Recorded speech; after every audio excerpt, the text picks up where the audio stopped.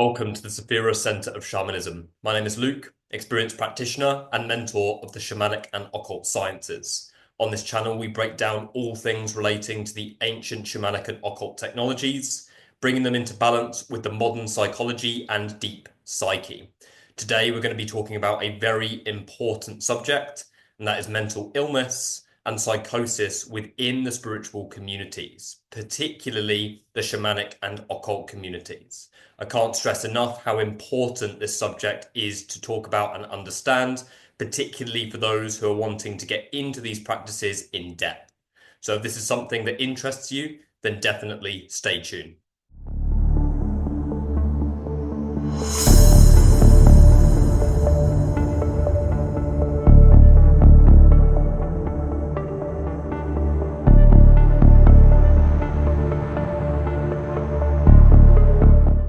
So it's extremely important to realize that within the New Age communities, mental illness and psychoses are things that are massively repressed and bypassed, making them extremely important to understand. Okay, there is a big grey area between spirituality and mental health that really doesn't get spoken about much at all.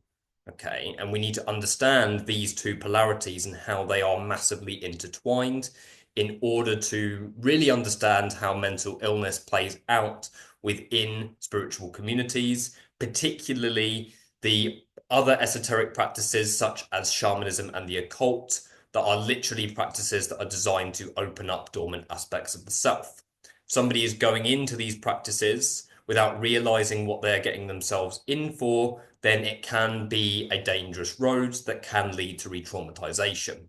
But in order to really understand that, we need to really look at these two polarities. Okay, on one hand, we have evolution, healing, esotericism. On the other hand, we have crises and mental illness. Okay, it's important to understand that both of these are massively intertwined and influence the other. One could say that crises can lead to evolution, and in some cases, evolution can lead to crises. It's almost like a balance between creation and destruction, similar to what I have spoken about within previous videos, that balance between order and chaos. Okay, so what are the function of these polarities? We have crises. Yeah, crises, which is influenced by, say, collective events, generations of unprocessed trauma that hasn't been looked at or dealt with, or in some cases even denied, in many cases rather, as well as living in a society that sees the shadow and the darkness within the self as bad. Yeah, not to mention living in a society that doesn't necessarily cater for the smooth evolution of the soul. Okay. And then on the other hand, we have evolution. We have the time of great transformation that we are living in. Yeah. The time that we are living in now, or that we are really starting to move into with what the New Age would call the Age of Aquarius, what the Incan prophecy would refer to as the Age of Pachacuti, the time of great transformation, where humanity is setting a new foundation for a new world that will cater for much more authentic collective energy.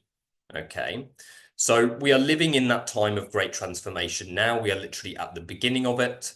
So things are really starting to move quicker now.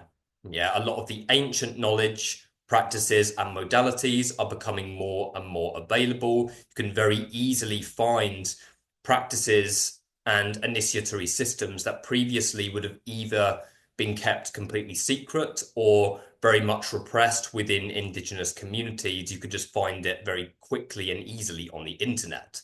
Yeah, and this is an amazing thing because that is the time that we are living in. However, we do live in the modern world with modern problems, with generations of repressed trauma and crises. Okay, so that means that if somebody is operating from a place of trauma, yeah, then it's very easy for them to be pulled into the spiritual community, yeah, or pulled towards it because it's a very attractive thing. But in doing so, actually opening up dormant aspects of themselves and actually re-traumatizing themselves in the process. Yeah, it's very easy for spirituality in general to become a coping mechanism. Yeah, with people entering it to cope and escape from themselves. Yeah, and we all know that if you repress the shadow, it will come up twice as strong somewhere else. Yeah, often in ways that do have the potential to be incredibly re-traumatizing. And for somebody who is vulnerable, yeah, it can actually work at a big detriment to their mental health in general. Okay. So we need to understand the fragmentation process that takes place. Yeah, when we experience trauma, we leave fragments of ourselves outside because we learn to dissociate from them. Okay. And those aspects of ourselves get locked away in the unconscious, in the personal underworld, and then we build a persona around them in order to function effectively in the world that we are growing up into. Okay, that causes the internalized unmet needs to then play out, unconsciously manifesting the same re-traumatizing events. These fragments are like individual consciousness that exists within us. And when they are repressed to a certain point, they can really start to cause an internal conflict that can negatively impact one's mental state. Okay, purely because there is a massive repression of the trauma that exists within the nervous system and within the psyche, causing these aspects of the self to leak through to the conscious world and play out in the same way. Okay. So this is particularly present for somebody, particularly somebody who has got, say, diagnosed mental illness. Okay. It's also a very controversial subject because there are a lot of New Age circles that would say that mental illness is just the result of a metaphysical problem or something like that, but it's much more complex than that. Yeah. Every case is incredibly individual. Each person's trauma is incredibly individual. If somebody, as a healer, comes through your door wanting healing, you do not know what they have experienced. You do not know their past. Yeah, you only know what they are telling you. Yeah, so as healers and mentors, it is very important that we vet the people that come through our door and be honest with them and ourselves about how realistically how suitable our offerings are for them in their current state. Yeah. What I've seen time and time again, and the types of people that used to come through my door quite a lot when I first started, are the people who are like, I'm being attacked by something outside of me. Yeah, I'm being severely attacked. Someone's doing black magic on me. Something along those lines. Somebody's sending sorcery towards me. Somebody's performing psychic warfare on me. Yeah, and in the majority of cases, there is not actually anything at all. And if there is, we all know that realistically, the spirit world is a mirror of the unconscious mind. So if we have a metaphysical problem or a spirit or an entity attachment, it's going to be there for a reason because it is mirroring something within us. But from what I've observed, the majority of the time, there is no metaphysical problem at all, and is actually a manifestation of the repressed aspects of the self, causing them to leak through, and in some cases, actually create the very raw sensation that they are being attacked by something outside of them. Okay. And what I've seen is that many healers will willingly take on clients like this without vetting them at all and without taking them through any kind of process to really see whether they are suitable for that process. And this is incredibly dangerous. Okay. For example, it's extremely dangerous to say do a extraction or any kind of shamanic healing that involves delving into the energy field, delving into repressed trauma for somebody who is in that vulnerable space.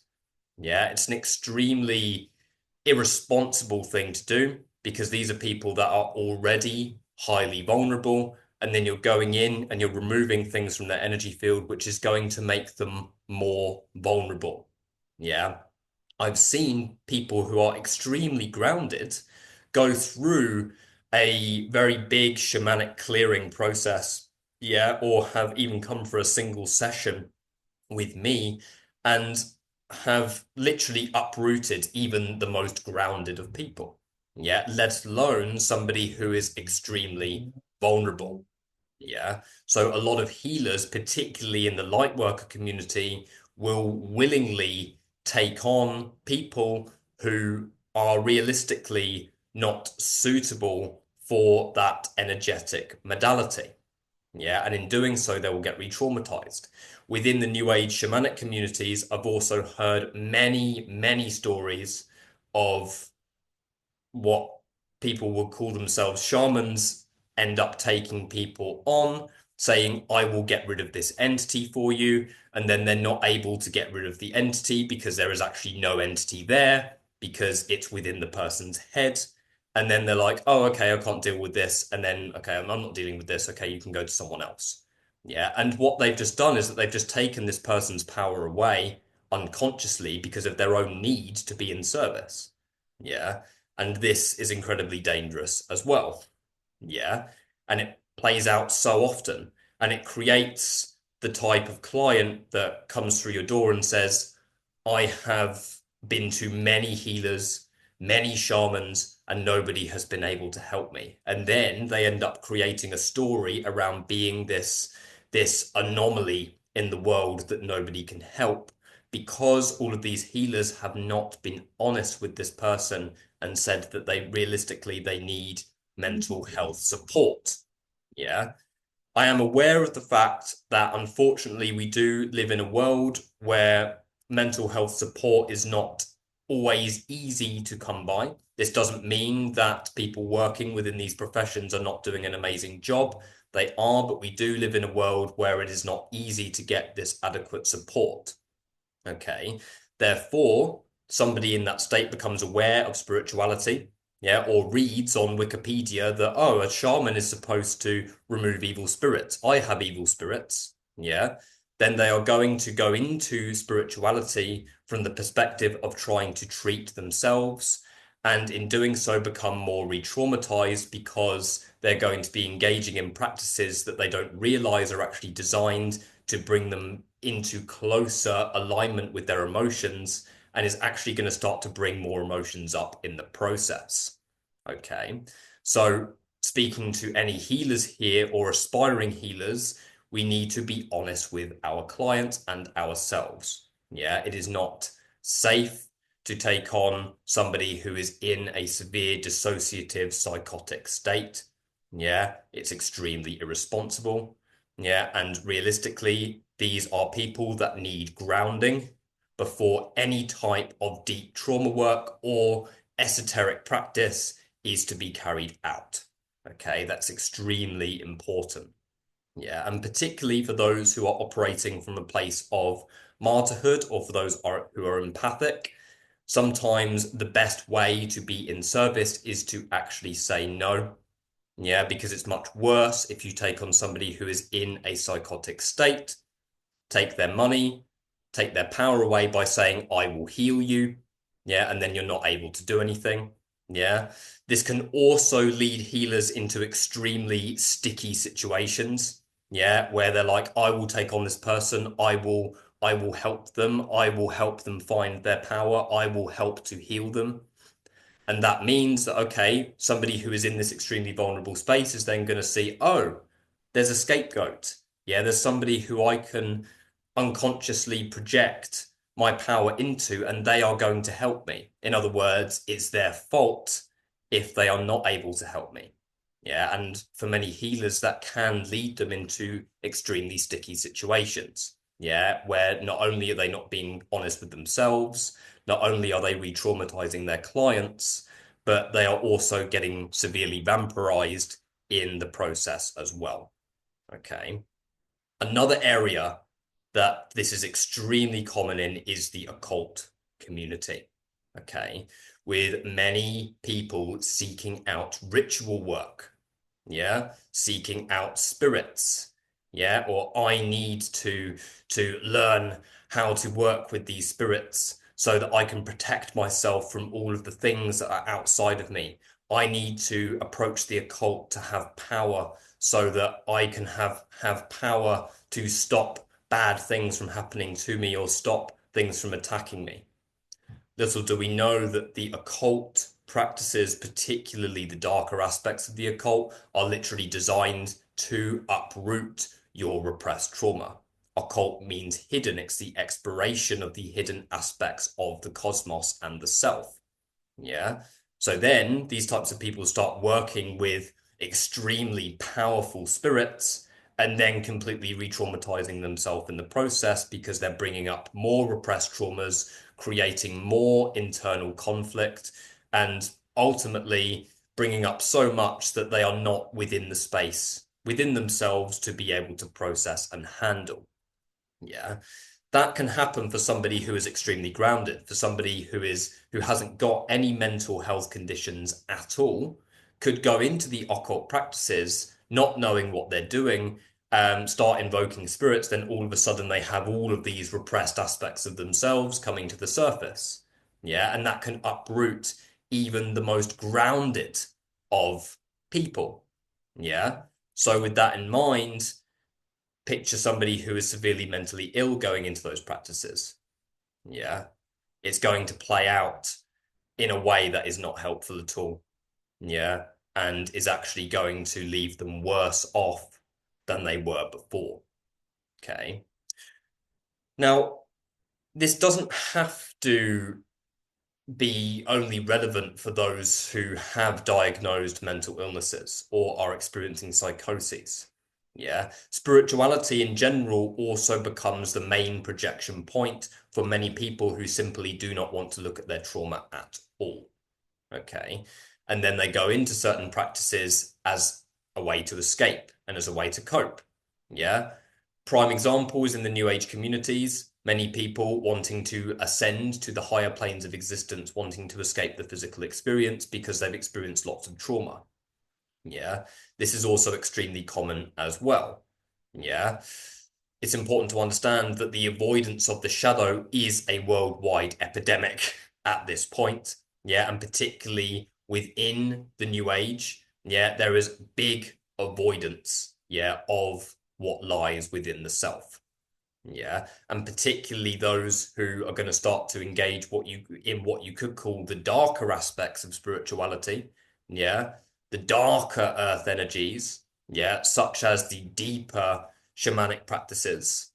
Yeah, then these people are going to start to experience repressed trauma coming to the surface, and they're not going to know how to deal with it.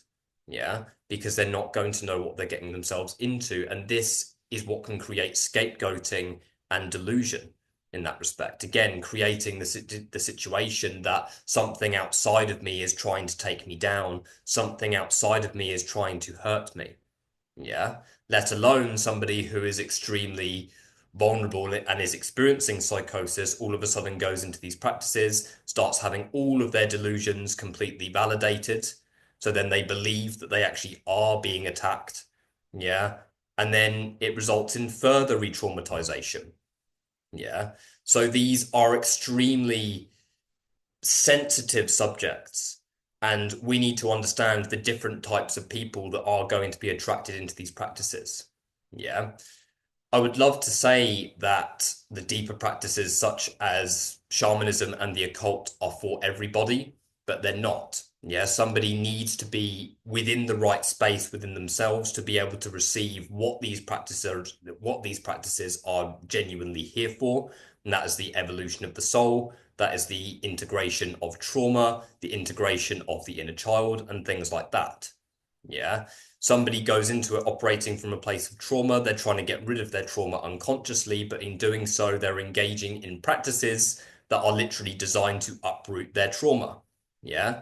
So then what's going to happen is that they're going to go into these practices. Trauma is going to come to the surface. They're going to repress more of it, and it's going to put enormous strain on the psyche and the nervous system.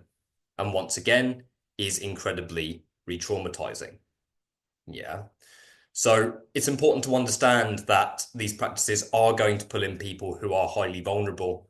Yeah. And in a way, that presents an opportunity for healing. It does. Yeah. But if we are not aware or we are bypassing these aspects of ourselves and other people. And particularly as healers and mentors, if we don't know what to look for and we are just taking on anybody who comes through our door, then we are being extremely irresponsible and ignorant to the potential dangers of these practices as well. Yeah, I've said before in previous videos, if you take the role of an indigenous shaman, yeah, and place that indigenous shaman into a Western world with Western problems, it's going to have to change. Yeah, because in a lot of these indigenous communities, they have grown up with acknowledging the connection between mind, body, spirit. It's kind of one in their eyes. Yeah, but then they go into a Western world that has completely shunned spirituality. Yeah, and really going into a society where the majority of people are operating predominantly on the molecular level of consciousness, yeah, and completely repressing their psyche, yeah, and then they find spirituality all of a sudden, yeah, they're moving into a practice that can be extremely dangerous because it's going to be a way into the trauma from their past and into just the general repressed trauma that's within the nervous system. Yeah, which means that the role of a shaman within the modern world is going to have to be different. Yeah, it's going to have to be a lot more aware of repressed trauma. Yeah, understanding that it's not just about working within sacred space. It's not just about learning to be a shamanic practitioner. It's not just about developing these techniques so that you can be in service. Yeah, if we are operating from, particularly as a healer, if we are operating from a place of trauma ourselves, yeah, and a place of martyrhood ourselves, then we are going to attract people that are a mirror of that. Yeah, we're going to attract people that are not ready to serve themselves. Yeah. So if we are not honest with ourselves about these practices and why we are approaching them in the first place, yeah, then not only is it going to get dangerous for us, but it's also going to get dangerous for those who we are working with as well, particularly for those who are being exposed to the deeper initiatory technologies, yeah, that are literally designed to integrate and uproot the deeper aspects of the psyche. Okay, so our modern world has to have the awareness that there is crises and there is spirituality and evolution, and these are intertwined. One is going to lead to the other. Yeah, in many cases. Yeah, so spirituality is going to attract people who are very wounded. Yeah, and that means that we need to be aware of how to approach this, and we need to be honest with those who are seeking our services. Yeah, as well as being honest with ourselves when we are potentially operating from a place of trauma unconsciously without even realizing it, so that we can ensure that the what you could call the collective awakening process or the shifting through this time of great change back into a state of truth and authenticity is as smooth as it possibly can be and not re-traumatizing for the individuals who are only trying to help themselves. Okay, so extremely important subject. Cannot stress that enough. Okay, so I think this is near enough, big subject, but near enough everything that I needed to cover in today's video. Okay, for those who want to know more about this, feel free to get in touch with me.